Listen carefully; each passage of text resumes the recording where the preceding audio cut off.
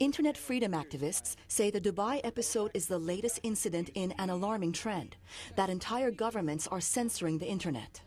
Robert Guerra directs an Internet freedom project for a democracy watchdog group. He says governments everywhere are cracking down on freedom of expression and online association in a trend he calls Repression 2.0. We need to follow issues related to surveillance, and we need to follow the trend of Repression 2.0, is the use of social networking tools and social media by governments to track down and crack down on civil society. Guerra points to Tunisia, which is suspected of launching sophisticated Internet attacks against activists and human rights NGOs. But human rights lawyer Cynthia Wong says even Western and democratic states are considering policies that put Internet freedom at risk.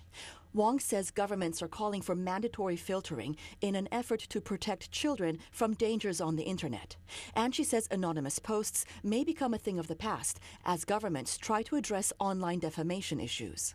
The goals of these policies are very laudable and very good, but some of the laws and the ways that countries are addressing the problems tend to undermine freedom online. Activists like Guerra and Wong point to countries like South Korea, which wants to require people to open Internet accounts under their real names. Guerra believes it's in reaction to street protests that were mobilized by cell phones and anonymous posts. And here in the United States, the FBI wants Congress to lower the legal threshold to access the private data of Internet users.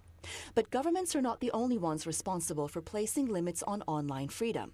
Internet providers and other telecommunications corporations also play a role. And increasingly we're seeing governments approach business and asking them to take acts that actually assist in government surveillance and censorship.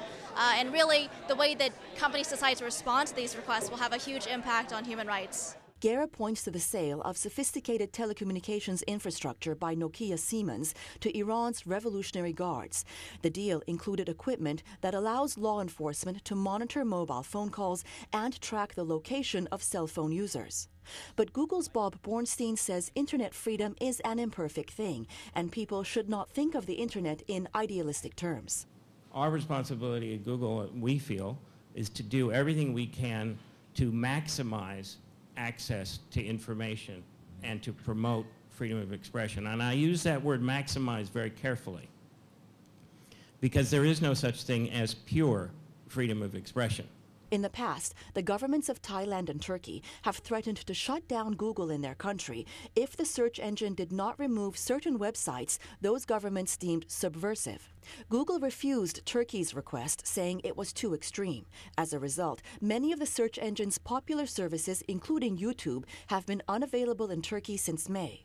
Bornstein says Google feels it has no alternative but to reach a compromise with governments on a case-by-case basis or face being shut down in an entire country. The problems we face wouldn't exist if it weren't for governments that were out there trying to stop people from accessing information that we believe should be free. Human rights activist Roya Burumand says she's uneasy with the compromises made by corporations over Internet freedom. But she adds the willingness of companies like Google to have a public conversation about it is a step in the right direction.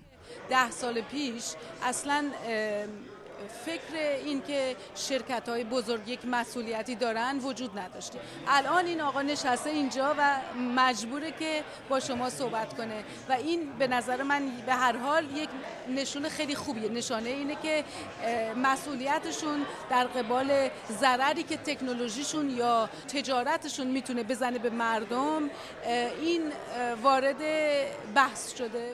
Wong says China is perfecting its online surveillance systems on its citizens and is gradually closing up the Internet as a place for free civil discourse. She adds many countries are looking to China as a model for how to place those restrictions on their own people. Rabiee, VOA News, Washington.